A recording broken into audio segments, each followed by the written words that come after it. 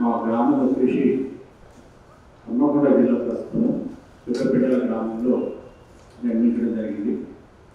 నాకు విద్యాభ్యాసం కూడా 10వ తరగతి వరకు ప్రభుత్వ పాఠశాల, తర్వాత స్టేషన్ గన్పూర్లో ఇంటర్మీడియట్ ఎంపీసీ పూర్తి చేసిన తర్వాత మళ్ళీ నాకు ఎందుకంటే ఆర్థికంగా వెనుకబడి ఉంటాం కాబట్టి ఉద్యోగం తొందరగా రావాలి, ఏదో జీవనం దొరుకుతుందనే ఉద్దేశంగా మళ్ళీ డిప్లొమా కూడా చదవడం జరిగింది. అది గవర్నమెంట్ పాలిటెక్నిక్ నల్గొండ.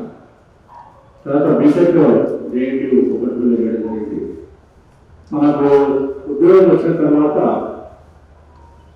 అప్పటిదాకా కూడా భారత రాజ్యాంగం కానీ రిజర్వేషన్లు మండల కమిషన్ ఇట్లా కొంత ఐడియా ఉంది, కానీ పూర్తి స్థాయిలో కూడా మనము మనసు పెట్టి చదివే పరిస్థితి లేదు. నాకు ఉద్యోగం వచ్చిన తర్వాత నేను ఫస్ట్ అపాయింట్మెంట్ కేటీపీఎస్ పవర్ కాలేజ్లో వచ్చింది. ప్రజెంట్ నేను అసిస్టెంట్ ఇంజనీర్గా విద్యుత్ సభలో పనిచేస్తున్నాను. అక్కడ వచ్చినప్పుడు నేను ఇంటర్మీడియట్ మండల కమిషన్, ఓబీసీ రిజర్వేషన్, తర్వాత ఈ దేశవ్యాప్తంగా ఉద్యోగాలు జరుగుతూ ఉంటాయి. అప్పుడు నేను కూడా రోజు మీద పార్టిసిపేట్ అయ్యాను 1990లో నా టైంలో. కానీ అప్పుడు మనకంతా ఈ రాజ్యాంగం ఏంటి, రిజర్వేషన్ ఏంటి పెద్దగా ఐడియా లేకుండే. తర్వాత ఈ నేను తెలంగాణ విద్యుత్ బీసీ ఉద్యోగుల సంక్షేమ సంఘానికి మొత్తం ప్రెసిడెంట్గా పనిచేస్తున్నా.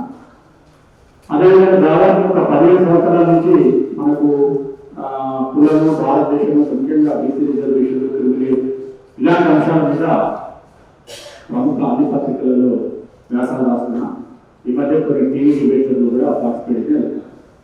అయితే నేను బీసీ ఎంప్లాయీస్ అసోసియేషన్లో నేను వచ్చిన తర్వాత మనకి ఎందుకంటే ముందు సబ్జెక్టు తెలుసుకోవాలి. మనకు సమస్యలు తెలిస్తే తప్ప మనం ప్రజెంటేషన్ చేయలేమనేది ఒక దాన్ని తీసుకున్న తర్వాత నాకు అప్పటికి మండల కమిషన్, భారత రాజ్యాంగం, కాన్స్టిట్యూషన్ తెలియదు. అప్పుడు చదువుకున్నది ఎంపీసీ చదువుకున్నాము, తర్వాత ఇంజనీరింగ్ చదువుకున్నాము, ఏదో కాంపిటీషన్ ఎగ్జామ్స్ రాసుకొని జాబ్ చేసింది, ఉద్యోగం చేయను అంతవరకే. అయితే మండల కమిషన్ జడ్జిమెంట్ ఒకసారి చదవాలనిపించింది. మనకు హైకోర్టు ఇక్కడ మన హైకోర్టు వచ్చిన తర్వాత ముందుగా ఈ కార్యక్రమానికి వచ్చేసినటువంటి పెద్దలు గౌరవనీయులు జస్టిస్ చంద్రకుమార్ గారు, తర్వాత గౌరవనీయులు పెద్దలు చిరంజీవి గారు, అదేవిధంగా ప్రొఫెసర్ రామ్ శెప్పడ్ గారు, ఈ బీసీ బడి కార్యక్రమాన్ని నిర్వహిస్తున్నటువంటి పిడికిల రాజు గారు, తర్వాత కేవీ గారు, తర్వాత వాళ్ళ యొక్క బృందం ఈ కార్యక్రమానికి వచ్చేసినటువంటి సోదరి సోదరులందరికీ వందనాలు. గతంలో అంటే ఒక 4-3 సంవత్సరాల నుంచి రాజన్న మనకు పరిచయం అయ్యారు. కేవలం హైదరాబాద్లో ఉన్న ప్రోగ్రామ్ అయితేనే రాగలుగుతానంటే మనకి బీసీ బడి ప్రోగ్రామ్ నేను అటెండ్ అయిపోయినా ఒక 3-4 years అవుతుంది. బయట వేరే జిల్లా ప్రాంతాల్లో రావడం నాకు టైం లేదు కాబట్టి రాలేదని చెప్పడం జరుగుతుంది.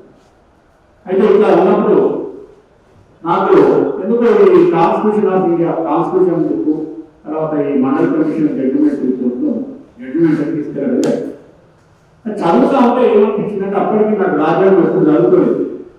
చదువుకున్న తర్వాత ఏంటి ఇంత దుర్మార్గంగా రాసిందంటే బీసీలకు సంబంధించి అంటే మిగతా ఫండమెంటల్ రైట్స్ కానీ లేకపోతే షెడ్యూల్ కాస్ట్, షెడ్యూల్ ట్రైబ్ వాళ్ళకి రిజర్వేషన్ గురించి నేను మాట్లాడాను. ముఖ్యంగా వెనుకబడిన కులాలకు సంబంధించినటువంటి ఆర్టికల్ ఏది లేదు. అంటే ఇక్కడ ఎందుకు చెప్తున్నానంటే మనకి మన సబ్జెక్టే బీహార్ హైకోర్టు ఈ మధ్య కాలంలో నితీష్ ప్రభుత్వం తెచ్చినటువంటి రిజర్వేషన్ యాక్ట్ 49గా ఉన్నటువంటి రిజర్వేషన్ 65% చేసేది. ఇంకా ఎకనామికల్ వీకర్ సెక్షన్స్ ఒక 10% కలిస్తే 75% రిజర్వేషన్ సంబంధించినటువంటి చట్టం అక్కడ చేసినటువంటి చట్టాన్ని కొట్టివేయలేదు. ఎందుకు కొట్టివేసింది? ఒక బీసీ రిజర్వేషన్కి సమస్యలు ఎందుకు వస్తున్నాయి? మరి షెడ్యూల్ కాస్ట్ కానీ షెడ్యూల్ ట్రైబ్ రిజర్వేషన్లకు సమస్యలు రావడం లేదు. వాళ్ళకి క్రిమినల్ ఇష్యూ లేదు. వాళ్ళ యొక్క జనాభా ఎంత ఉంటే వాళ్ళకంత ప్రాతినిధ్యం, విద్య, ఉద్యోగ, రాజకీయ రంగాలు ముఖ్యంగా అసెంబ్లీ, పార్లమెంట్లు, అదేవిధంగా ఆర్థిక రంగంలో కూడా వాళ్ళకు పూర్తి స్థాయిలో వాళ్ళ జనాభా దామాషా పద్ధతిలో వస్తుంది, రాజ్యాంగబద్ధంగా వస్తుంది. ఇవాళ ఎవరో ఇవాళ పాలకులు వీడ అధికారంలో ఉన్నా వాళ్ళ అధికారంలో ఉన్నా రాజ్యాంగంలోనే వాళ్ళకు ప్రోజెక్ట్స్ ఉన్నాయి కాబట్టి వాళ్ళకి ఖచ్చితంగా రావాల్సినటువంటి వాటా వస్తుంది, రావాల్సింది. మరి నష్టపోతున్నది ఎవరంటే వెనుకబడిన కులాలు. అసలు వీళ్ళది నేను కాన్స్టిట్యూషన్ చదువుతుంటానికి నిజ ఉన్నదని అనిపించింది. ఎందుకంటే మండల్ కమిషన్ తీర్పు దాదాపు 750 పేజీలు ఉంటాయి. ఆ 750 పేజీలు అది లీగల్ లాంగ్వేజ్. మేము చదువుతున్నది బీటెక్ గ్రాడ్యుయేషన్ కాబట్టి మాకు అర్థమైంది. మరొక లీగల్ డిక్షనరీ పెట్టుకుని చదువుతా పోయి అట్లా ఒక పరిశోధన లాగా ఈ రిజర్వేషన్ ముఖ్యంగా వెంటబడిన కులాల మీద అధ్యయనం చేయడం జరుగుతుంది. మనకున్న సమయంలో పత్రికలలో వ్యాసాలు రాయడము ఇట్లాంటి కార్యక్రమాలలో పార్టిసిపేట్ చేయడం ఈ మధ్య పార్టిసిపేట్ చేస్తాం. అయితే మొత్తంగా నాకు అర్థమైంది ఏంటంటే ఇప్పుడు హిందూ సమాజం లోపల మొత్తం హిందువుల యొక్క జుట్టు ఎవరి చేతిలో ఉన్నది? బ్రాహ్మణుల చేతిలో ఉన్నది. చూసిందా? హిందువుల జీవితం, హిందువుల కట్టుబాటు, ఆచారం, సాంప్రదాయం అంతా కూడా బ్రాహ్మణుల చేతిలో. మరి ఆ బీసీ రిజర్వేషన్ల యొక్క జుట్టు వాళ్ళ పరిస్థితి ఎక్కడ ఎవరి చేతిలో ఉన్నది? హైకోర్టు, సుప్రీంకోర్టు న్యాయమూర్తుల చేతిలో ఉన్నది. వాడు ఇవ్వాలంటే ఇవ్వాలి, లేకపోతే అంటే న్యాయ వ్యవస్థ లోపల మన యొక్క రిజర్వేషన్లు బంధించబడి ఉన్నాయి. వాళ్ళు ఏం చెప్తా ఉన్నారు? రాజ్యాంగంలో ఉన్నటువంటి రుసుగులను, లోటుపాటును ఎత్తి చూపి ఇట్లా రిజర్వేషన్ కొట్టేస్తారు, ఇవ్వాలంటే ఇస్తారు. ఇవాళ బీహార్ ప్రభుత్వము చేసినటువంటి రిజర్వేషన్ చట్టాన్ని అక్కడ చెప్తున్నటువంటి ఘటన ఏమంటే, అక్కడ కులగణన నితీష్ ప్రభుత్వము స్టార్ట్ చేసినప్పుడు అక్కడ ముందు స్టే ఇవ్వడం జరిగింది. దాని తర్వాత హైకోర్టు ఆమోదించడం జరిగింది. ఇమీడియట్గా అక్కడ కులగణన పూర్తి చేసిన తర్వాత అక్కడ జనాభా లెక్కలను, కులాల వారిగా జనాభా లెక్కలను కూడా బీహార్ ప్రభుత్వము అఫీషియల్గా అక్కడ జరిగింది. ప్రకటించిన తర్వాతనే ఈ రిజర్వేషన్ యొక్క పర్సంటేజ్ పెంచడం జరిగింది. వాళ్ళ రిజర్వేషన్ పర్సంటేజ్ అంతకుముందు షెడ్యూల్ కాస్ట్ 15% ఉంది, షెడ్యూల్ ట్రైబ్ 1% ఉంది, ఓబీసీ అంటే అదర్ బ్యాక్వర్డ్ క్లాస్, అక్కడ బ్యాక్వర్డ్ క్లాసులు 2 గ్రూపులు ఉంటాయి, మన దగ్గర 4 గ్రూపులు ఉన్నాయి కానీ అక్కడ 2 గ్రూపులు. OBC 12%, extremely backward classes 18%, BC men's కూడా ప్రత్యేకంగా 3% రిజర్వేషన్ ఉంది. ఎప్పుడైతే కాస్ట్ సెన్సెస్ కులగణన అఫీషియల్ గా ప్రకటించిన తర్వాత అక్కడ షెడ్యూల్ కాస్ట్ వాళ్ళ జనాభా 19.65% ఉంది. అది 20%కి రిజర్వేషన్ పెంచడం జరిగింది విద్యా ఉద్యోగాలు. షెడ్యూల్ ట్రైబ్ వాళ్ళ యొక్క జనాభా 1.68 ఉంటే 2% చేయడం జరిగింది. ఓబీసీ 18%, వాళ్ళ యొక్క జనాభా 25% ఉంది, 27.12, కానీ 12% గతంలో ఉంటే అది 18% పెంచడం జరిగింది. అదే ఎక్స్ట్రీమ్లీ బ్యాక్వర్డ్ క్లాసెస్ కి వాళ్ళ యొక్క జనాభా 36% ఉంది, వాళ్ళకి ఆల్రెడీ అమలైన రిజర్వేషన్ 18% నుంచి 20% పెంచడం జరిగింది. బీసీ ఉమెన్ అనేది అది డిలీట్ చేయడం జరిగింది.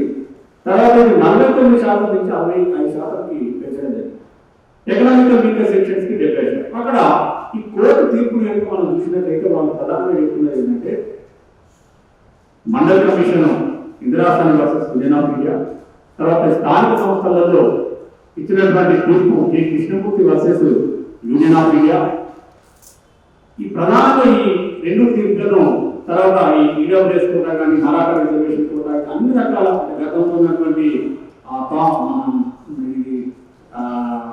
చాలా కొన్ని హైకోర్టు సుప్రీంకోర్టు జడ్జిమెంట్ కోర్టు చేయడం జరిగింది. అంటే రాజ్యాంగబద్ధంగా ఏర్పడినటువంటి పవిత్ర వర్సెస్ యూనియన్ ఆఫ్ ఇండియా కానీ, లేదా Nagaland versus union of India కానీ, లేదా journal Singh versus Ellen Gupta, ఈ మధ్య ప్రమోషన్లో రిజర్వేషన్ సంబంధించినటువంటి అనేకమైన ఆ తీర్పులో ఏముందంటే, మొత్తం వర్టికల్ రిజర్వేషన్ అనేది 50% దాటుతుందని చెప్తాం.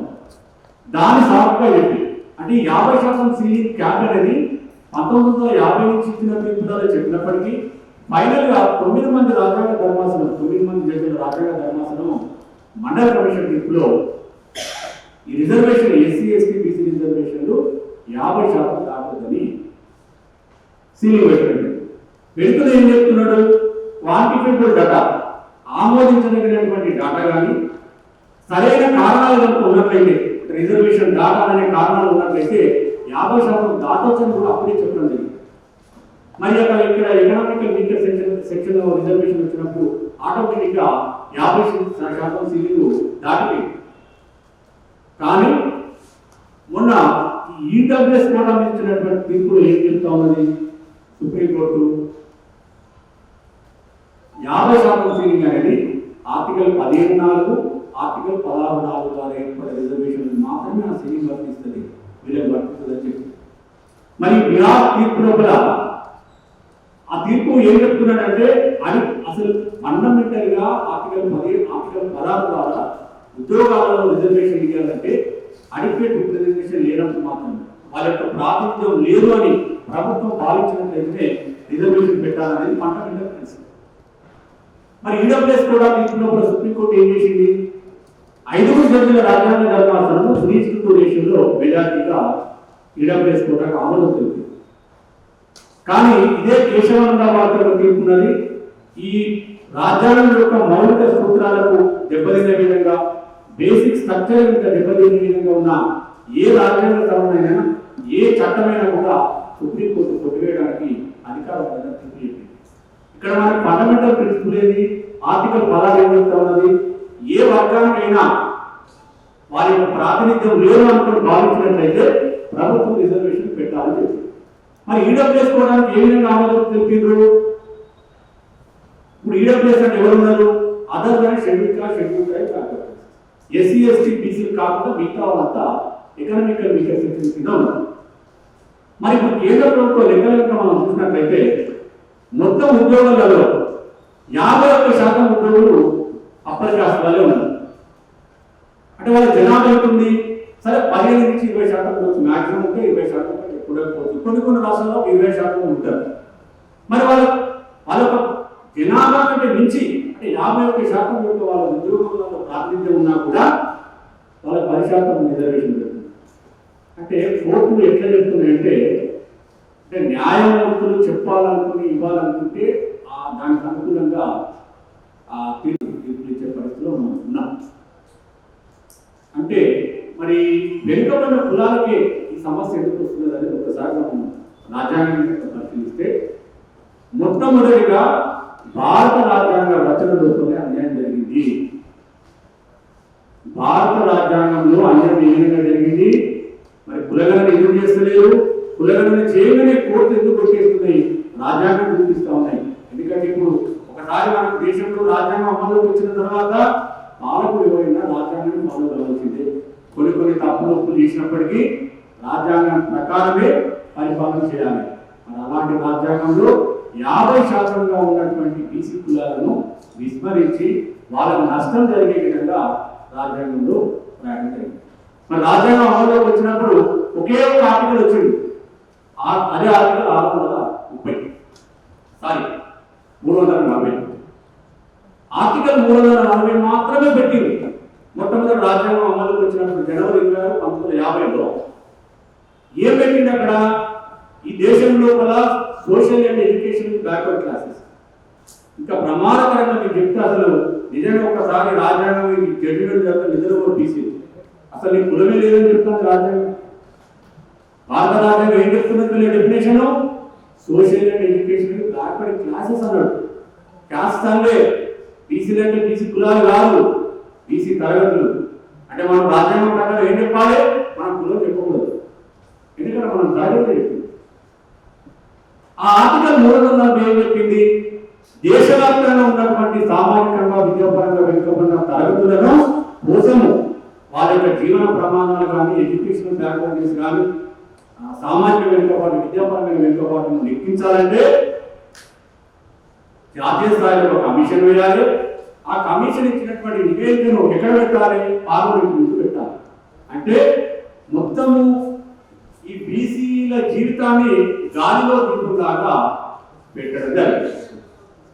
అంటే ఎందుకు చెప్తా ఉన్నానంటే ఈ క్రిమినల్ సమస్య కానీ, కులగణన కానీ నీకు విద్యా ఉద్యోగాలలో ఏం చేయాలన్నా అసలు కులమే లేదని చెప్తుంది కదా. కులగణన ఎందుకు చేస్తారు?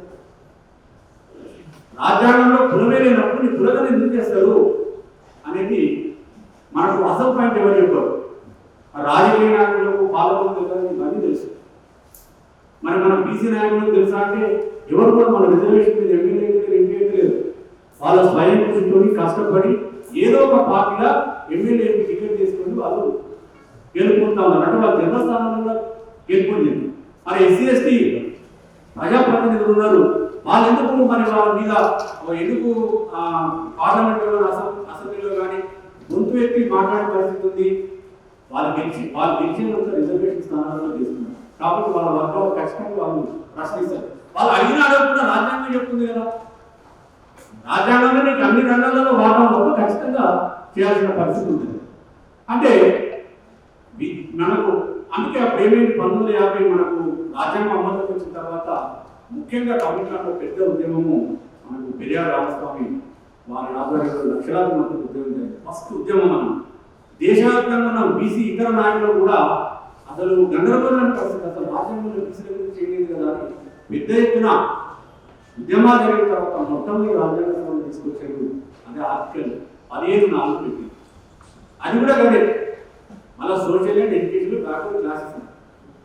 ఆ ఆర్టికల్తో ఇతర రాష్ట్రాల ప్రభుత్వాలకు విద్యా ఉద్యోగాల్లో రిజర్వేషన్ పెట్టడం కోసం ఒక వెసులుబాటు, ఒక అవకాశం రాజ్యాంగం కల్పించింది.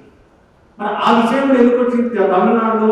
అప్పటికే తమిళనాడులో కమ్యూనల్ జీవో ఒకటి అమలు జరిగింది. అక్కడ మెడికల్ సీట్లలో ఉద్యోగాలలో బ్రాహ్మణులకు, ముస్లిమ్స్కి, క్రిస్టియన్లకు, ఆంగ్లో ఇండియన్స్కి, హిందూ బీసీలకు అందరికి కూడా రిజర్వేషన్ లేదు మెడికల్ సీట్ల అడ్మిషన్స్. ఎప్పుడైతే రాజ్యాంగం అమల్లోకి వచ్చిన తర్వాత అక్కడ జీవోను ఛాలెంజ్ చేసింది Shrimati Champakam Dorairajan versus state of Madras case. ఏం చెప్పిండ్రు?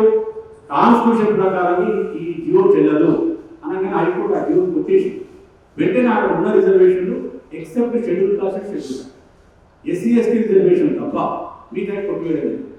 అది మళ్ళీ అగే సుప్రీంకోర్టుకు వచ్చింది. సుప్రీంకోర్టులో 5 జడ్జిల రాజ్యాంగ ధర్మాసనం ఏం చెప్పిందంటే నిజమే కదా, అసలు నీకు బీసీలకు రిజర్వేషన్ లేదు, అసలు ఆ జీవో కూడా కొట్టువేయడం జరిగింది. అదే state of Madras versus Shrimati Champakam Dorairajan versus దాని మీద జరిగిన కేసులో కూడా అప్పుడు మొట్టమొదటి రాజ్యాంగ సవరణ చేసి తప్ప ఈ బీసీ రిజర్వేషన్ పెట్టే పరిస్థితి లేదని ఆనాడు ఉద్యమాల ఫలితంగా అంటే ఇప్పటికి కూడా బీసీ ఉద్యమాలు పెద్ద చర్చలు చాలా మంది అంటే నాయకులు నాకు పేరు తెలియకపోవచ్చు ఇట్లా చేయడం వల్లనే మొట్టమొదటి రాజ్యాంగ సభ వచ్చింది. ఆ వచ్చిన తర్వాత ఏమైపోయింది, ఇతర రాష్ట్రాలు అప్పుడు మళ్ళా ఈ కాకా కలెక్టర్ కమిషన్ ఇచ్చింది జాతీయ స్థాయిలో 1953లో. అది కూడా ఇట్లనే ప్రాబ్లం ఏంటి, బ్యాక్వర్డ్ క్లాసెస్ అంటున్నాడు, కులం కాదు. మన రాష్ట్ర ప్రభుత్వం కూడా ఉమ్మడి రాష్ట్రంలో 1960లో ఒక జీవో వేయడం, హైకోర్టు కొట్టేయడం. ఇట్లా మరి మన 1972 అంతరామ కమిషన్ నుంచి మన సుప్రీంకోర్టు ఇక్కడ హైకోర్టు కొట్టేసింది, ఇక్కడ బీసీ 20% రిజర్వేషన్ కొట్టేసింది. అలా సుప్రీంకోర్టులో ఇది సైంటిఫిక్ ఎవిడెన్స్ పెట్టాల్సిందంతా నిలబడి అంటే హిందువుల బతుకులు ఎట్లయితే బ్రాహ్మణుడి చేతులు ఉన్నాయో బీసీ రిజర్వేషన్ యొక్క భవిష్యత్తు కూడా పెట్టాలన్న విషయాలను కూడా ఇలా న్యాయస్థానాలలో ఉన్నది. ఎందుకున్నది? కాన్స్టిట్యూషన్ అనేది రాజ్యాంగ సవరణ జరగాలి, అసలు నీకు కులం లేదని చెప్తాంది. ఇట్లా మనకు ఈ రిజర్వేషన్ వ్యవస్థ. తర్వాత లోకల్ బాడీ సెలక్షన్స్ మనకి రాజ్యాంగంలో ప్రొవిజన్స్ చెప్తాం. మొట్టమొదటి రాజ్యాంగం అమలుకి వచ్చినప్పుడు ఆర్టికల్ 340 ఉంది. దాని తర్వాత మొదటి రాజ్యాంగ సవరణలో ఆర్టికల్ 15(4) వచ్చింది. తర్వాత 2005లో 93వ రాజ్యాంగ సవరణ ద్వారా ఆర్టికల్ 15(5) తీర్చింది. అందుకే కేంద్రీయ విద్యా సంస్థలలో 2008 నుంచి రిజర్వేషన్ అంతకు అసలే లేదు. ఇంకా ఈ ఓబీసీ రిజర్వేషన్ మండల్ కమిషన్ తీసుకొచ్చిన తర్వాత మండల్ కమిషన్ యొక్క రిపోర్టు సైంటిఫిక్ అప్రోచ్ ద్వారా సైంటిఫిక్ గా ఉన్నదని సుప్రీంకోర్టు ఆమోదం తెలిపితే రిజర్వేషన్ నిలబడు, లేకపోతే లేదు.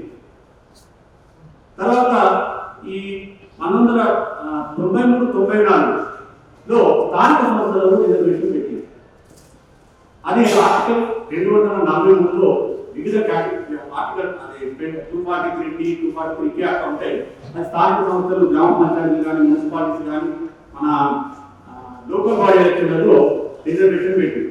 దాంట్లో ఏం చేసారు, షెడ్యూల్ కాస్ట్ షెడ్యూల్ జనాభా ప్రాతిపదికన బీసీలో ఏం చెప్తారు, విద్యా ఉద్యోగ రిజర్వేషన్లలో ఏం చెప్తున్నారు, సామాజికంగా విద్యాపరంగా వెనుకబడిన తరగతులు.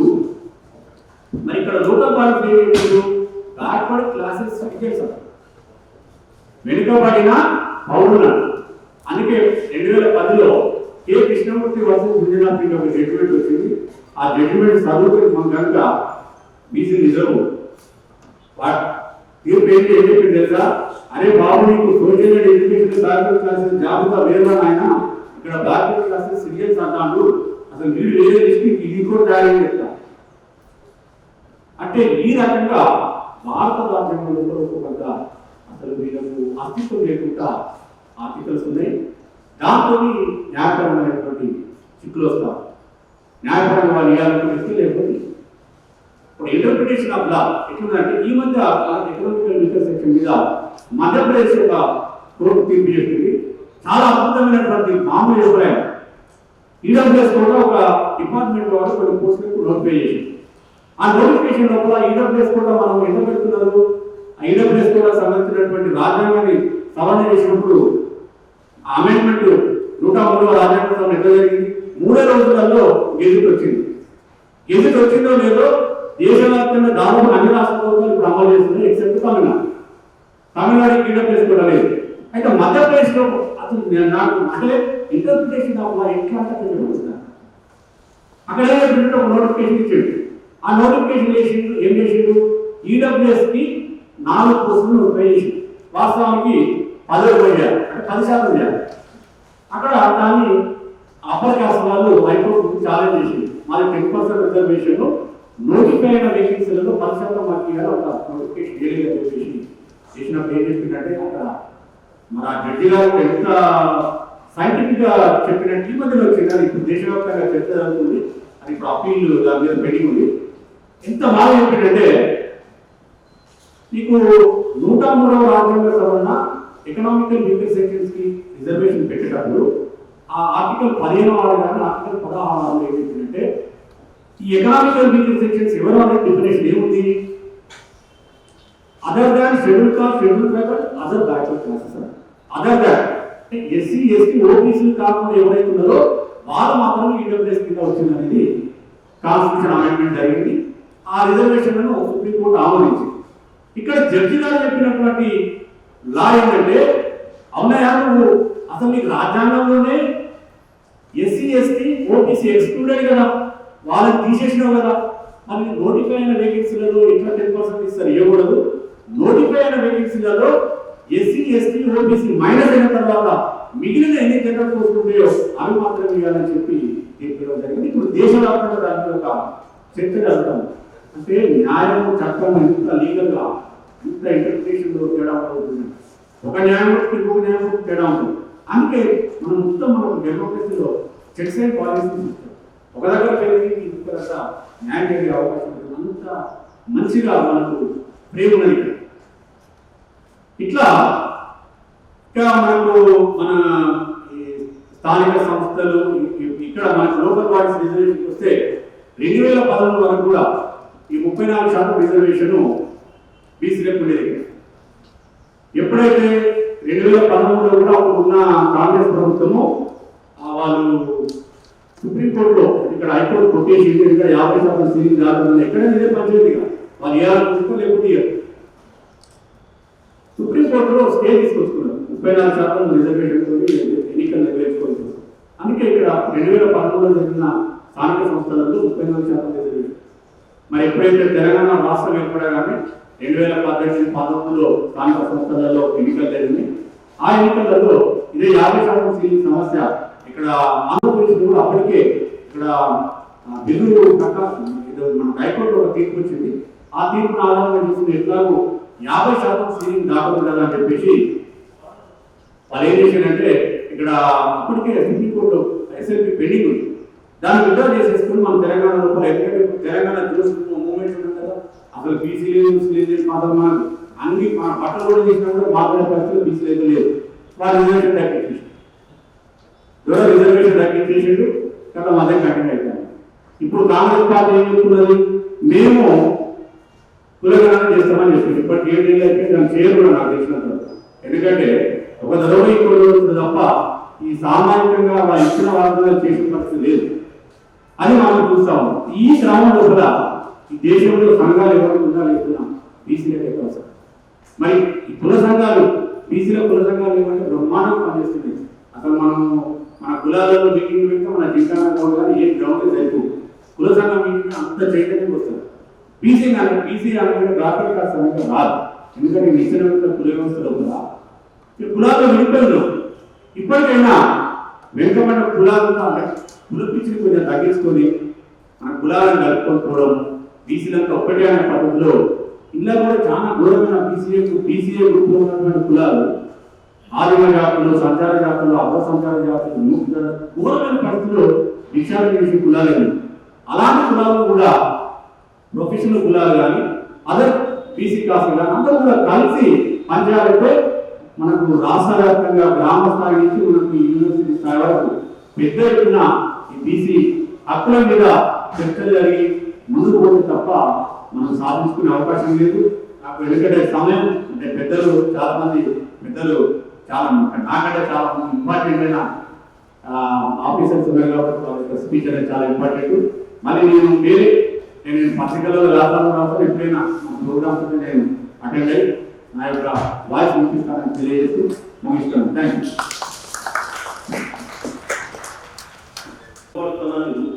ఆటోమేటిక్గా వాళ్ళు ఆర్థికంగా అభివృద్ధి అవుతారనే ఉద్దేశంతో సోషల్లీ ఎడ్యుకేషనల్లీ బ్యాక్వర్డ్ క్లాస్ అన్నారు ఆర్టికల్ 54.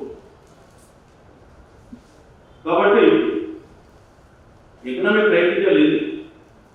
ఎకనామిక్ క్రైటీరియా అనేది వాళ్ళు వస్తుంది ఉంటుంది. బట్ సోషల్ క్రైటీరియా కొన్ని వేల సంవత్సరాల నుంచి అనుమతించబడ్డారు, ఇంకా దొరుకుతున్నారు కొందరు జనాలు. ఇంకా వెళ్తే మనం ఇంటికి వచ్చేస్తే సరే ఇవన్నీ కూడా నేను కాన్స్టిట్యూషనల్ ప్రొవిజన్స్ రాశాను. ఆర్టికల్ వాటి ఎందుకు వాడినారు మన గట్టివారు ఉన్నారు వాళ్ళు ఓకే. అయితే ఈ 50% కోటా అనేది దాటకూడదు అనేటువంటి జడ్జిమెంట్ ఫస్ట్ టైం ఈ MR Balaji versus state of రైస్ 1962లో ఇచ్చారు. ఈ MR Balaji versus state of రైస్ 1962లో 50% కోటా దాటాల్సిన రిజర్వేషన్ అని చెప్పేసి సుప్రీంకోర్టు ఇచ్చిన జడ్జిమెంట్ ఉంది. ఆ తర్వాత ఇంద్రా సహాయ కేసులో అదే రీఇంప్లిమెంట్ చేశారు.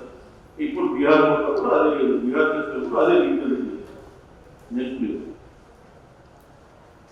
ఫస్ట్ రిజర్వేషన్ స్టార్ట్ అయిన హిస్టరీ గురించి తెలుసుకోవాలనుకుంటే ఫస్ట్ మన Chhatrapati Shahuji July 26 July 24 July 26 is the reservation day.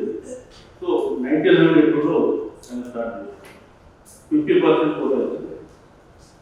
First time under the influence of Phule. ఆ తర్వాత Mysore Raja, justice party Tamil Nadu. So ఇదంతా కూడా పోస్ట్ ఇండిపెండెన్స్ లో ఏం జరిగింది, డిసిగ్నేషన్ ఆఫ్ అంబేద్కర్ ఇంతకుముందు చెప్పారు సెప్టెంబర్ 1961 కాకా కార్యకర్త. మీకు గమ్మత్ ఏంటంటే ఈ బీసీ కమిషన్ 5 ఏ పార్టీ చెందిన కాదు, ట్యాప్ చేస్తున్నా ఏమంటారు కాంగ్రెస్ గవర్నమెంట్ ఉన్న రోజులు బీసీ కమిషన్ మీకు చెప్తారు. 1953లో కాకా కార్యకర్ కమిషన్ వచ్చింది. ఇంకా అంబేద్కర్ కాకా కార్యకర్ కమిషన్ ఇచ్చిన రిపోర్టు నెహ్రూ పార్లమెంట్లో పెట్టకుండానే దాన్ని రిజెక్ట్ చేశారు. పార్లమెంట్లో చర్చ కూడా పెట్టారు. What is this nonsense report. 1955లో 56లో అయిపోయింది అది రిపోర్ట్, దాని చరిత్ర. అప్పటి నుంచి బీసీ కమిషన్ వాటి కూడా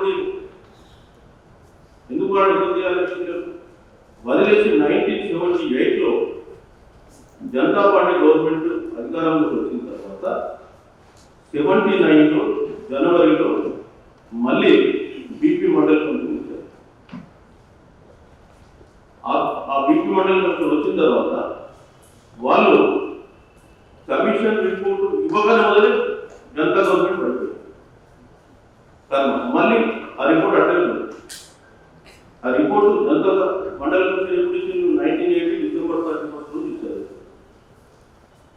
ఆ రిపోర్ట్ అట్లనే పెండింగ్ పెట్టి మళ్ళీ 1980లో ఎన్నికలు జరిగింది. మళ్ళీ ఇందిరాగాంధీ గవర్నమెంట్ ఫినిష్.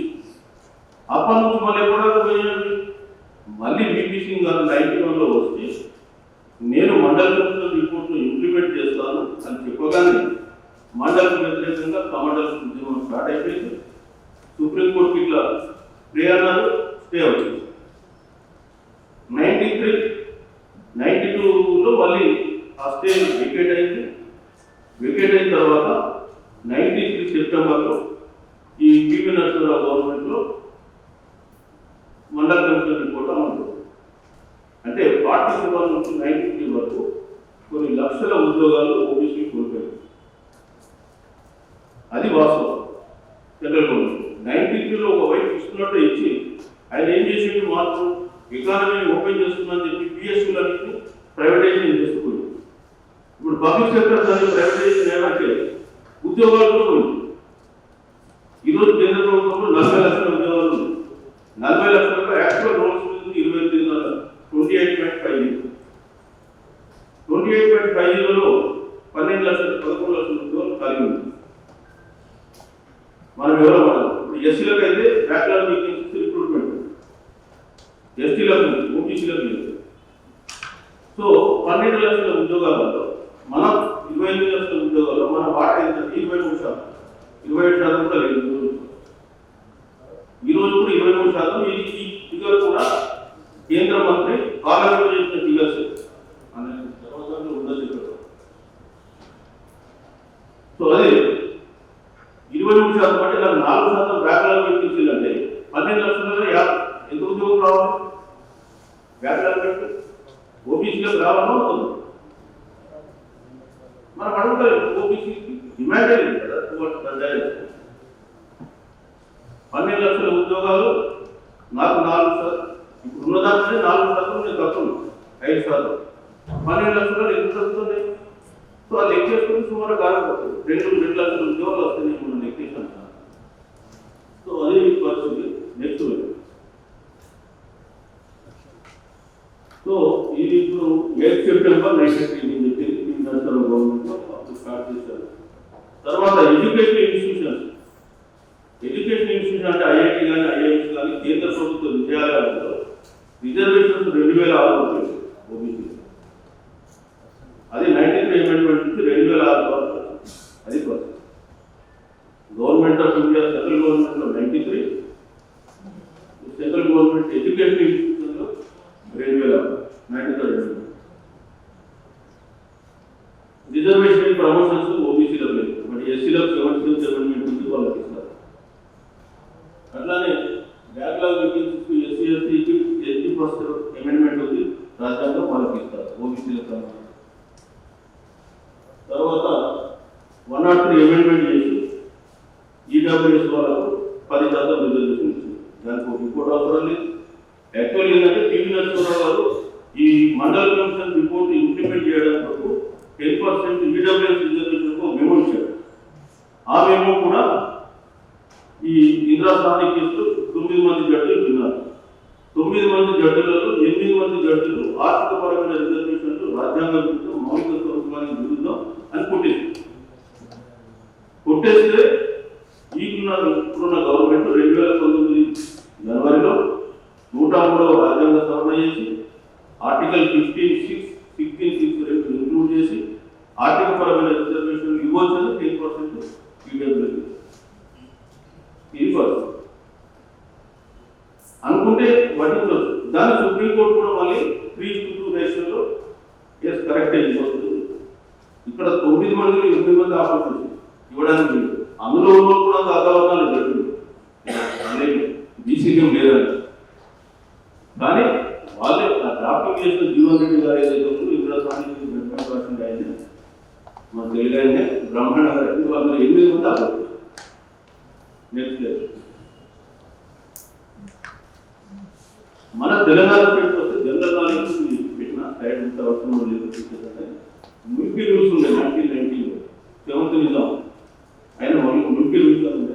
తర్వాత పోస్ట్ ఇండిపెండెన్స్లో మనకి ఏమైందంటే ఫస్ట్ నేను శివశంకర్ గారి ఇష్యూలో బాగా కృషి చేసింది. లేకపోతే తెలంగాణ ఆంధ్రప్రదేశ్ రాష్ట్రాల్లో ఓబీసీ రిజర్వేషన్ కూడా మనకు కలనే ఉంటుంది. యుఎంఎస్ 1886లో ఫస్ట్ 25% రిజర్వేషన్ మెడికల్ సీట్లో ఇచ్చేస్తే హైకోర్టుకు తీసుకెళ్ళిందో హైకోర్టు కొట్టేసింది ఇవ్వడానికి. ఓబీసీలకు 20% రిజర్వేషన్ మెడికల్. ఈ తెలంగాణ హైకోర్టులో 1980 వరకు 1948లో మనం ఇండియన్ చేస్తున్నాం. 49 నుంచి 1980 వరకు ఒకటే కులం వాళ్ళు హైకోర్టు చీఫ్ జస్టిస్ ఉన్నారు. ఒక్కతం తప్ప 95 తప్ప మిగతా అందరూ ఒకటే కదా. ఎన్నిసార్లు నువ్వు అన్నిసార్లు వచ్చింది మన రిజర్వేషన్ ఎన్నిసార్లు 4 సార్లు ఉంది. 4 సార్లు ఉంది. లాస్ట్ మనకు ఫస్ట్ ఏంటంటే అనంతరామ కొంచెం వేసి సైంటిఫిక్గా స్టడీ చేయించారు. వాళ్ళు ఓబీసీలకు గుర్తించి 870 జీవో ద్వారా మనం దాన్ని అపాయింట్ అయినా వాళ్ళు ఇంకోటి ఇస్తే 30% రిజర్వ్ కంటే 25% ఇచ్చారు. 25% కూడా హైకోర్టు కొట్టేసి ఇవ్వడానికి మళ్ళీ సుప్రీంకోర్టు పోతే సుప్రీంకోర్టు 3:2 రేషియోలో అమలు పరచమన్నారు. అది ఎన్నడూ 25% పేమెంట్లో మనకు 72 వచ్చింది. 1979 జీవో 72 జనవరిలో వచ్చింది. అప్పటి నుంచి అమలు. మురళీధర్ కమిషన్ కూడా కాంగ్రెస్ వాళ్ళు లాస్ట్ 1982 ఎన్టీ రామారావు రాకడం మొదలు ఈ దేశాలు ఈ రిపోర్ట్ ఇచ్చినాక వాళ్ళు పక్కన పెట్టినారు. ఎన్టీ రామారావు గారు ఏం చేస్తారంటే ఓబీసీ సంఘాలన్నీ కలిపి ఒక మీటింగ్ పెట్టుకునే తిరుపతి. అరే ఇప్పుడు ఏదో కాంగ్రెస్ వాళ్ళు ఏదో చేస్తారో అనే ఉద్దేశంతో ఆయన టక్మలకు జీవో ఇచ్చి ఈ మురళీధర్ కొంచెం 44% రికమెండేషన్ 42% ఇస్తే ఈయన జీవో ఇచ్చిన మళ్ళీ నెక్స్ట్ డేనే గొడవలు జరిగినాయి. హైకోర్టు మళ్ళీ జీవో కొట్టేసి అది ఇప్పుడు డిఫరెంట్ స్టేట్లలో ఏమేమి పర్సెంటేజ్ రిజర్వేషన్స్ ఉన్నాయనేది ఒక స్టాటిస్టిక్. బట్ ఎక్కడైనా కానీ 50% ఒకటి ఉంది ఎక్సెప్ట్ తమిళనాడు. తమిళనాడు మటుకు ఓబీసీలకు 50, ఎస్సీలకు 18, ఎస్టీలకు 1%. అది 69%. తమిళనాడు ఎందుకు వచ్చింది, మిగతా రాష్ట్రాలకు ఎందుకు రాలేదు, దాన్ని చూసుకున్న తర్వాత నెక్స్ట్. సో ఈ వెల్త్ డిస్ట్రిబ్యూషన్ కూడా మనం చూస్తే గత 20 సంవత్సరాలుగా ఓబీసీలు అనే వాళ్ళు దినదినం పూరైపోయింది. ఇవాళ ఓసీ వర్గాలు మిగతా వర్గాలు లబ్ధి పొందుతుంది. ఇది నేను ఇచ్చిన రిపోర్ట్ కాదు, ఇది మన కోర్టు వెతుకోవాలి ఇచ్చిన రిపోర్ట్ కాదు. మనం చూస్తే 2011 నుంచి 2022 వస్తే ఓబీసీలు 17.8% ఉన్నటువంటి వాళ్ళు 9% వచ్చింది. అంటే సగం పడిపోయింది. అదే మీరు చూసుకుంటే ఓసీలు 80 ఉంటే 88 వచ్చింది, ఎస్సీలు 1.8 ఉంటే 2.6 వచ్చింది. ఓన్లీ ఓబీసీలు మాత్రమే టార్గెట్ ఈ దేశ డెవలప్మెంట్ ప్రాసెస్. ఇది ఫోర్ఫేస్ ఇండియా రిపోర్ట్ నేను అక్కడ తీసుకుంటాను. నెక్స్ట్. సో ఈ జస్ట్ ఫర్ ఇంట్రెస్ట్ ఓన్లీ పార్లమెంట్లో ఓబీసీల పరిస్థితి ఈ సంవత్సరం కొద్దిగా పెరిగింది. లాస్ట్ టైం 27.8 ఉంటే ఈసారి 25.4% ఓబీసీలు పార్లమెంట్లో. నెక్స్ట్. తెలంగాణలో అసెంబ్లీలో రిప్రజెంటేషన్ తీసుకుంటే ఓబీసీలు రాజకీయంగా ఎట్లా వెనుకబడ్డారని చెప్పడానికి నేను ఒక స్లైడ్ చేయాలి. ఫస్ట్ 1952 102 మంది ఎమ్మెల్యేలు, 102 మంది ఎమ్మెల్యేలు ఉన్న అసెంబ్లీలో బ్రాహ్మణ్స్ 31 మంది ఉన్నారు. Gopi Ramakrishna Rao first chief minister, ఇవాళ జగన్. అప్పుడు 31 మంది ఉన్నారు. ఈ రోజు వస్తే ఒకరే ఉన్నారు. ఈరోజు అసెంబ్లీలో తెలంగాణ అసెంబ్లీ 119లో ఒకరే బ్రాహ్మణ్ శ్రీధర్ బాబు మినిస్టర్, ఇంకెవరు లేరు. మొత్తం ఆ షేర్ అంతా మన బీసీలో వచ్చేస్తే బీసీలో 9 మంది ఉన్నారు, ఈరోజు 19 మంది. పెద్ద పెరిగిందేం లేదు. రెడ్డిస్కి వస్తే ఆ రోజు 25 ఉన్నారు, ఈరోజు 43 మంది ఉన్నారు. తర్వాత వెల్మాస్కి వస్తే ఆ రోజు 4 ఉన్నారు, ఈరోజు 13 మంది ఉన్నారు. తర్వాత కమ్మాస్కి వచ్చేస్తే సరే 2 ఉన్నారు, మధ్యలో వాళ్ళకి 8 దాకా పోయింది, మళ్ళీ 4 వచ్చింది. వైశాఖకు వస్తే 6 ఒకరు ఉన్నారు, ఈరోజు ఒకరు ఉన్నారు. ఎస్సీస్కి వస్తే 19 ఉన్నారు, ఈరోజు 19 ఉంది. ఎస్టీస్కి వస్తే 2 ఉన్నారు, ఈరోజు 12 ఉంది. కారణం ఏంటంటే కొన్ని కులాలు ఎస్టీ కులాలు చేస్తుంటే దాంట్లో పాపులేషన్ పెరిగింది, అక్కడ 2 నుంచి 12. సో ఓబీసీలు అనే వాళ్ళు పెద్ద గ్రోత్ లేదు political representation. That I wanted to showcase. Next. ఈ క్లాస్ సర్వే ఎట్లా చేయాలి, దాని వే ఫార్వర్డ్ ఏంటి అనే దాన్ని మేము చర్చిస్తే ఇప్పుడు నెక్స్ట్ స్లైడ్ అంటే కలెక్షన్ ఆఫ్ స్టాటిస్టిక్స్ ఏం చేస్తాం. తర్వాత మన state already AP, Bihar, Karnataka, Orissa చేశారు. మన స్టేట్ ఇప్పుడున్న కమిషన్ ఏం చెప్తుందంటే బీసీ కమిషన్ కులగణన చూస్తే కనీసం 8 సంవత్సరం పడుతుంది. ఆ లోపల లోకల్ బాడీ ఎలక్షన్స్ జరపకపోతే మనకు 16th ఫైనాన్స్ కమిషన్ గ్రాంట్స్ రావు. కాబట్టి లోకల్ బాడీ ఎన్నికలు జరుపుదాం అనేటువంటి ఆలోచనలో ఉన్నారు. ఇది జరుగుతున్న వాస్తవం. మనకు హై లెవెల్ మీటింగ్ అయింది. హై లెవెల్ మీటింగ్లో ఒక్క మన ఓబీసీ ఎమ్మెల్సీ ఆ రోజు పొద్దున్నే నా దగ్గరకు వచ్చింది. సార్ ఏం చేయాలి డిస్కషన్ ఉందంటే నేను ఈ మెటీరియల్ పంపించి అనుకోవడం జరిగింది. నెక్స్ట్ మీటింగ్ మళ్ళీ పెడతామన్నారు. ఆ మీటింగ్లో మళ్ళీ కూడా పోవడం జరుగుతుంది. సరే ఇక్కడ వాళ్ళ ఆర్గ్యుమెంట్ అది నెక్స్ట్ టైం. సో మనము సమగ్ర కుటుంబ సర్వే 19th August 2014 చేసినాం. ఒకటే రోజు చేసాం. 94 పారామీటర్స్ చేసాం. 1,00,000 కుటుంబాలు కవర్ చేసాం.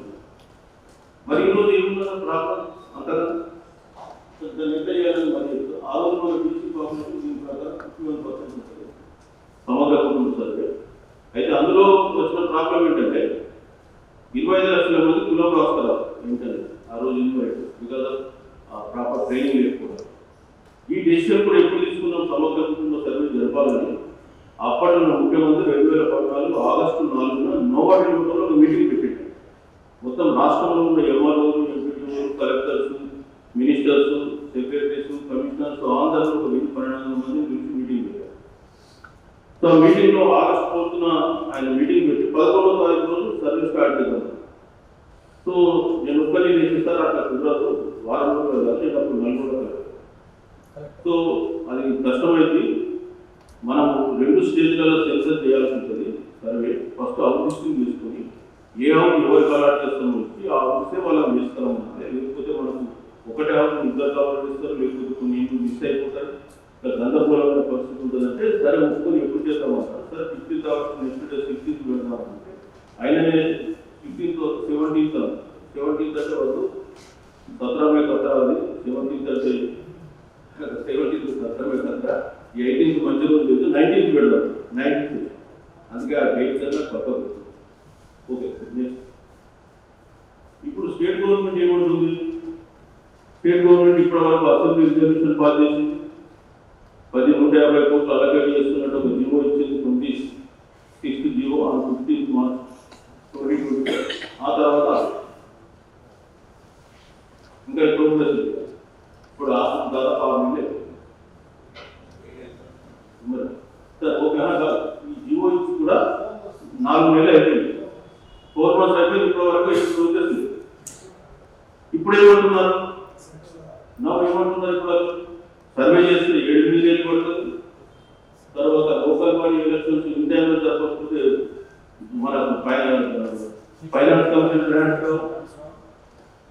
ఎస్సీ ఎస్టీ రిజర్వేషన్ 50% క్యాప్ ఉంది కాబట్టి మనం సర్వే చేసిన 50% నుంచి పెంచలేం కదా. ఎందుకు సర్వే చేయాలి? ఓటర్ లిస్ట్ ఆధారంగా బీసీలను గుర్తించి పాత పద్ధతులు పోదు. ఇది ఇప్పుడున్న. మరి అట్లాంటప్పుడు కామారెడ్డి డిక్లరేషన్లో మేము అధికారంలోకి వచ్చిన 6 నెలలలోపే కులగణన చేసి ఇప్పుడున్న 23 42 పెంచుతామని ఎవరు చెప్పడం అడిగిందా మనం? బీసీ సంఘాలు పోయేవాళ్ళు వీరే మరి అసెంబ్లీలో చర్చ జరిపి మేము కులగణన చేస్తామని అసెంబ్లీ తీర్మానం చేసి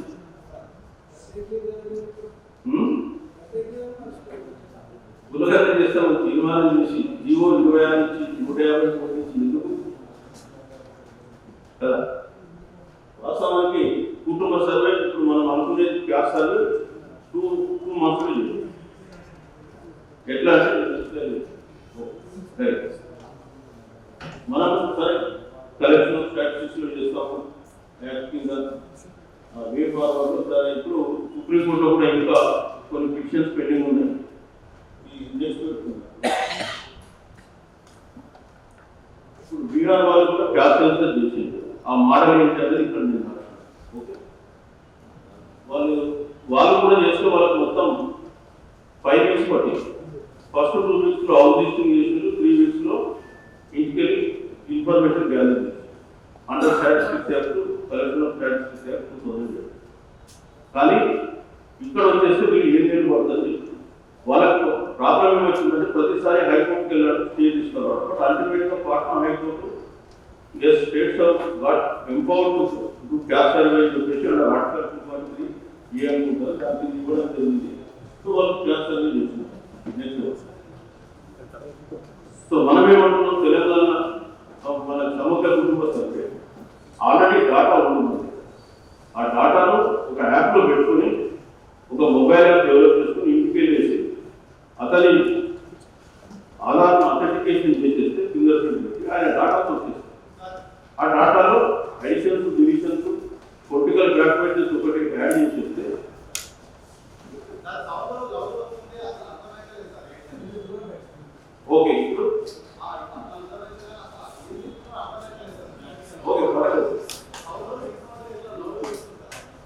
పర్వాలేదా?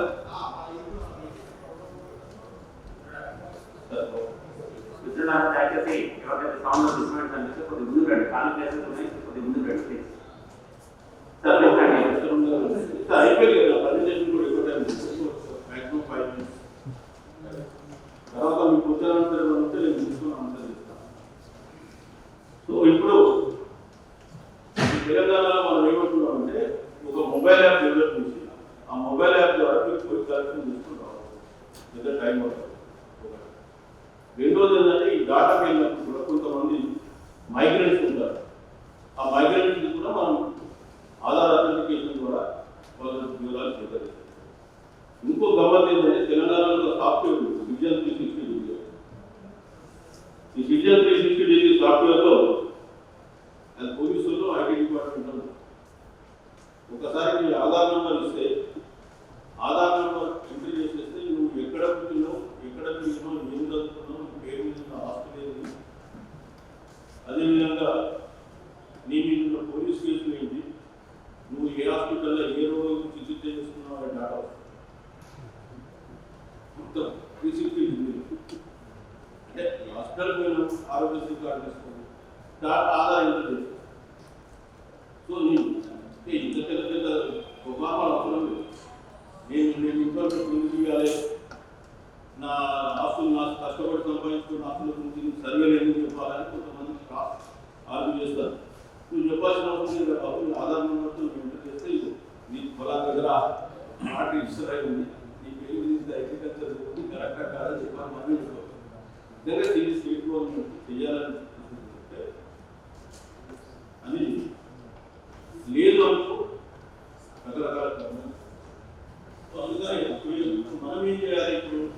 ఓకే, ఇంతకుముందు చెప్పిన 50% రిజర్వేషన్ సుప్రీంకోర్టు డాక్టర్ అనే దాంట్లో మరి మనం ఇప్పుడు సర్వే చేసి ఏం సాధిస్తాం అనే విషయానికి వస్తే సర్వే తమిళనాడు గవర్నమెంట్లో 69% బీసీలకు 50. మనం ఏమంటున్నాం? తమిళనాడు కూడా ఎట్లా చేస్తున్నారు? ఇందిరా సాహని కేసు జడ్జిమెంట్ వచ్చింది కదా, అప్పుడు జయలలిత గవర్నమెంట్ తమిళనాడు ఉన్నారు. జయలలిత బీసీలతో నేను పెట్టుకుంటే ఇక్కడ నేను గవర్నమెంట్లో ఉండదని భయపడిపోయి అసెంబ్లీలో ఒక చట్టం చేసి తీర్మానం చేసి ఢిల్లీకి వెళ్ళి ఢిల్లీలో ప్రీమియర్స్ కూడా ఇద్దరు కలిసి ఆ పార్లమెంట్లో బిల్లు పాస్ చేసి రాష్ట్రపతికి పంపించి రాష్ట్రపతి ఆమోదం చేసి 9వ షెడ్యూల్లో కోట్లకు గవర్నమెంట్కు అతీతంగా ఉండాలనే ఉద్దేశంతో 9th షెడ్యూల్లో పెట్టిన 50% రిజర్వేషన్ ఈ రోజు అంది. మరి మనం ఎందుకు తమిళనాడు వస్తే మనకు వర్తించదా? మీరు ఏంటి చట్టం? మేమేమంటున్నాం? కులగండ చేసి దాని బేసిస్ మీద రిజర్వేషన్ చేసి సెంటర్ పంపింగ్ సెంటర్ పాస్ చేయలేదనుకో blame will of central government not on అవునా లేదు కదా? ఎవరు చెప్తారు కదా, అవునా కదా? మరి అట్లా చేయమని అడగలేదు కదా. మరి చేయడానికి ఇష్టం లేదు కదా, 9-10 ఏళ్ళు పడుతుంది, ఓటర్ లిస్ట్ అంటే గుర్తిస్తా ఇంకా ఇంకో మాట ఉంది కదా, రైట్ మాట. రెండోది బీహార్ జడ్జిమెంట్ ఇవాళ సుప్రీంకోర్టు అప్పీల్ అయింది. సుప్రీంకోర్టులో ఫైనల్ డెసిషన్ వస్తే కానీ అది దేశానికి చట్టం అని మనం అనుకోవచ్చు. సుప్రీంకోర్టు డెసిషన్ ఇస్ లా కాబట్టి ఇంకా జడ్జిమెంట్ పెండింగ్ లో ఉంది. ఇవాళ బీహార్ గవర్నమెంట్ కూడా వాళ్ళు యూపీఏ అంటే ఎన్డీఏ గవర్నమెంట్ భాగస్వామ్యం, వాళ్ళకు నెక్స్ట్ ఎలక్షన్స్ ఉంది. ఆయన 50% రిజర్వేషన్ కొట్టేసింది. ఇప్పుడు ఆయన ఏం చేస్తున్నాడు? నెక్స్ట్ స్టెప్ ఎలక్షన్స్ పోవాలి. ఎలక్షన్ గెలవాలంటే మన పార్లమెంట్ ఎన్నికలలో బీసీలో 50 రిజర్వేషన్ పెంచుదని చెప్పి చూపించి లోక్సభ సీట్లు కొట్టేస్తున్నారు. ఇప్పుడు అదే పెంచదని చెప్పి పోతే ఆయన ప్రభుత్వం ఉంటుందా? ఖచ్చితంగా ఉంటుంది. కాబట్టి వాళ్ళు ఏం చేస్తారు? వాళ్ళు సుప్రీంకోర్టులో ఇంప్లీడ్ అవుతారు. నా ఉద్దేశంలో సుప్రీంకోర్టులో గెలుస్తారు. ఒకవేళ సుప్రీంకోర్టులో ఓడిపోయినా కానీ 9th షెడ్యూల్లో పెట్టడానికి చట్టం చేసి మళ్ళీ లోక్సభ అక్కడ సెంటర్ చట్టం చేయించి మరి మనం ఇప్పుడు ఉంటే మనం కూడా చేయించుకోవచ్చు కదా ముందు. కాబట్టి ఇప్పుడు సివిల్ సొసైటీకి సంబంధించిన ఆర్గనైజేషన్, బీసీలకు సంబంధించిన ఆర్గనైజేషన్ అందరూ కూడా యాక్టివ్ అయ్యి ప్రభుత్వం మీద మనం కొంచెం ప్రెషర్ పెట్టి సెన్సిటైజ్ చేయాలి. మీరు ఇచ్చింది మేము నెరవేర్చుకుంటాం, కొత్త అడుగుతాం. మీరు అడగకపోతే ఎవరు ఈసీలో ఐక్యత రావాలంటే 50% రిజర్వేషన్స్ డిమాండ్ ఖచ్చితంగా ఉండాల్సింది. నేను ఏమంటున్నాను, నా జనాభా ఎంతనో నాకు దాని గురించి అనుకూలంగా ఇవ్వబడుతున్నాను. 52% 59 అనుకుంటా. నా జనాభా ప్రకారం నాది, నా వాటా నాది అంతే. నీకు 10% లేదు, నీకు 5% లేదు, 10% రిజర్వేషన్ తెచ్చుకుంటాం. ఈడబ్ల్యూఎస్ ఎస్సీ ఎస్టీ జనాభాకు అనుకూలంగా తెచ్చుకుంటాం. మరి ఓబీసీలకు వచ్చేస్తే మెరిట్ పాడైపోతుంది, ఈ దేశం పాడైపోతుందా? చెప్తే అడిగేటప్పుడు ఇవన్నీ ప్రశ్నలు ఇస్తారు. మరి వీళ్ళకి ఇవ్వలేదు, వాళ్ళ దేశం పాడదు. ఎంతమంది ఓబీసీలు నేను చెప్పాను, కేంద్ర ప్రభుత్వంలో 983 కులాలు అవుట్ ఆఫ్ 2633 క్లాస్ ఈ ఓబీసీ సెంట్రల్ ఓబీసీ ఒక్క ఉద్యోగి ఈ దేశం 75 ఏళ్ళ స్వాతంత్ర ఫలాలు ఎవరికైనా అంటే సివిల్ సొసైటీస్ ఇవన్నీ యాక్టివ్ చేయాలని చెప్పేసి ఈ మధ్యకాలంలో మాకు తెలిసిన పరిజ్ఞానాన్ని ఉపయోగించి కొన్ని సభలలో కొన్ని పేపర్లలో ఆర్టికల్ రాస్తున్నాం. అట్లనే ఈ నెల 30వ తారీఖులో కూడా రామకృష్ణ హోటల్లో ఒక కాన్ఫరెన్స్ ఆర్గనైజ్ చేశాను. ఓబీసీ మేధావులు ఇంటలెక్చువల్ ఆల్ ఇంటెలిజెన్స్ తీసు చట్టసభల వల్ల కూడా పిలిచి కొంత సెన్సిటైజ్ చేద్దామని చూస్తున్నాం. సో మన ప్రయత్నం జరగదు, ఎవరు కూడా పట్టించుకోవాలి. ఇంకో విషయం కూడా నేను ఎప్పుడు ఏం చెప్తున్నానంటే 20-27 సంవత్సరాలు కూడా చాలా ఇంపార్టెంట్ ఇయర్ ఇండియన్. ఎందుకంటే 2027లో కాన్స్టిట్యుయెన్సీస్ డీలిమిటేషన్ అయింది పార్లమెంట్లో, శాసనసభలో. ఎస్సీ ఎస్టీ పాపులేషన్ అనుగుణంగా వాళ్ళకి ఇంకా కొన్ని సీట్లు ఉంటాయి. అట్లనే ఉమెన్ రిజర్వేషన్ వస్తుంది. ఇప్పుడున్న రిజర్వేషన్ బీసీలకు ఇంకా ఉంటుంది, ఆ 20% ఉన్నారు. కాబట్టి కాన్స్టిట్యుయెన్సీస్ డీలిమిటేషన్ యాక్ట్ రాకడం మొదలు కేంద్ర ప్రభుత్వం సెన్సస్ జరుగుతుంది ఖచ్చితంగా 25-26. ఆ సెన్సస్ లో కులగంద చేసి బీసీలకు కూడా చట్టసభలో రిజర్వేషన్లు పెట్టాలని చెప్పి బీసీ సంఘాల నుంచి డిమాండ్ ఇవ్వబడింది. కాబట్టి ఇప్పటి నుంచి యాక్టివేట్ కావాలని చెప్పి కోరుతున్నాం. ఆ విషయంలో కూడా కొంత బీసీ సంఘాలు యాక్టివేట్ కావాలి. 50% రిజర్వేషన్ అనేది ఒక మిగతాది. సుప్రీంకోర్టు కోర్టులు పెట్టిన మిగతాది రాజ్యాంగంలో ఇక్కడ 50% ఉంటాయి అనుకుంటే 10% తీసుకున్నారు. కాబట్టి ఈ విధిలో పడి అదే గీతలు మనం దాటకూడదు అనుకుంటే కుదరదు. తమిళనాడులో వాళ్ళు ధైర్యం చేసి దాటింది 50% తీసుకుంటారు. ఆ విషయం మనం అర్థం చేసుకుని ముందుకు పోతే కొన్ని వేల ఉద్యోగాలు, లక్షల ఉద్యోగాలు ఓబీసీ బిడ్డలకు వస్తే ఖచ్చితంగా వాళ్ళు నాకు అవకాశం ఇచ్చిన ఆర్గనైజర్స్ వీటికి ధన్యవాదాలు.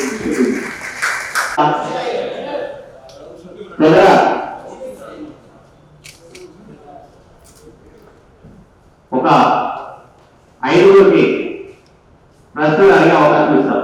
Raise your hand. 1 2 విద్యార్థులు ఎవరైనా 2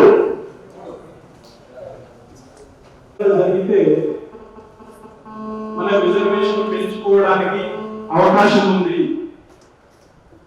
అని చెప్పి ఒక ప్రచారం ఉంది. బీహార్లో కుల జనగణన సమగ్రంగా జరిగింది శాస్త్రీయంగా, అయినా బీహార్ హైకోర్టు కొట్టేసింది. కొంచెం ప్రధానంగా కొంచెం వచ్చింది కానీ ఏ రీజన్స్ పెట్టి కొట్టేసింది. కేవలం 50% దాటుతుంది అని ఒక అంశమేనా, ఇంకో అంశం కూడా ప్రపోర్షనేట్ రాజ్యాంగం కాదు ఇది అనేది ఒక అంశం ఉంది. ఇంకా దానికి సంబంధించి ఏముంది, ఇప్పుడు సుప్రీంకోర్టులో దాన్ని ఎట్లా ట్యాకిల్ చేయొచ్చు అనేది కొంచెం క్లారిటీ ఇస్తే బాగుంటుంది. ఆ చట్టపరంగా అంతా సార్ చెప్పి థ్యాంక్ యూ.